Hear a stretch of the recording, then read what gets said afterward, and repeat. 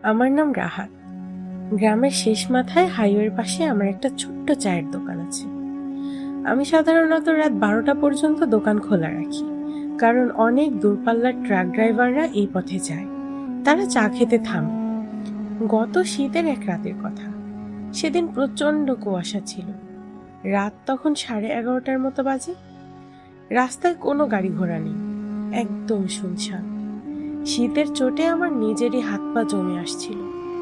ভাবলাম আজ আর কেউ আসবে না, ঝাপটা বন্ধ করে দিই। ঠিক এমন সময় দেখলাম ঘন কুয়াশা ভেদ করে একজন বয়স্ক লোক আমার দোকানের দিকে এগিয়ে আসছেন। লোকটার গায়ে একটা অনেক পুরনো আমলের কালো চাদর জড়ানো। কাছে এসে একদম শান্ত গলায় বললেন, বাবা, এক কাপ কড়া করে চা হবে, চিনি ছাড়া? আমি বললাম, জি চাচা, বেঞ্চে বসুন, দিচ্ছি। লোকটা বসলেন, কিন্তু কোনো কথা বললেন না। আমি চা বানিয়ে তার হাতে দিলাম। এরপর যা দেখলাম তাতে আমার চোখ কপালে ওঠার জোগাড়। ফুটন্ত গরম চা লোকটা এক চুমুকেই খেয়ে ফেললেন। আমি তো অবাক।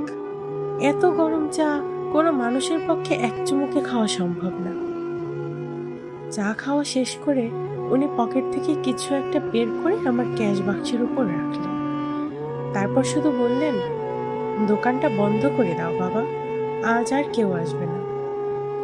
এই বলে উনি আবার কুয়াশার মধ্যে হাঁটতে শুরু করলেন। আমি কয়েক সেকেন্ড পর বাক্সের দিকে তাকিয়ে দেখি সেখানে একটা অনেক পুরনো আমলের তামার পয়সা রাখা। এরকম পয়সা আমি আমার দাদার কাছেও কখনো দেখিনি। আমি তাড়াতাড়ি করে লোকটাকে ডাকার জন্য বাইরে আসলাম। চাচা, এটা তো এখন চলে না। কিন্তু ততক্ষণে উনি উধাও। ওই ফাঁকা রাস্তায় এত তাড়াতাড়ি একজন মানুষের চোখের আড়াল হওয়া কোনোভাবেই সম্ভব না। সেদিন খুব ভয় পেলেও পরে আমি বিষয়টা স্বাভাবিকভাবেই নিয়েছি। এলাকার মুরব্বীরা বলেন, রাতের বেলা অনেক অচেনা মুসাফির নাকি রূপ পাল্টে এদিক দিয়ে যায়। ওরা কারো ক্ষতি করে না। ওই তামার পয়সাটা আমি আজও আমার কাছে ক্যাশ বাক্সে যত্ন করে রেখে দিয়েছি।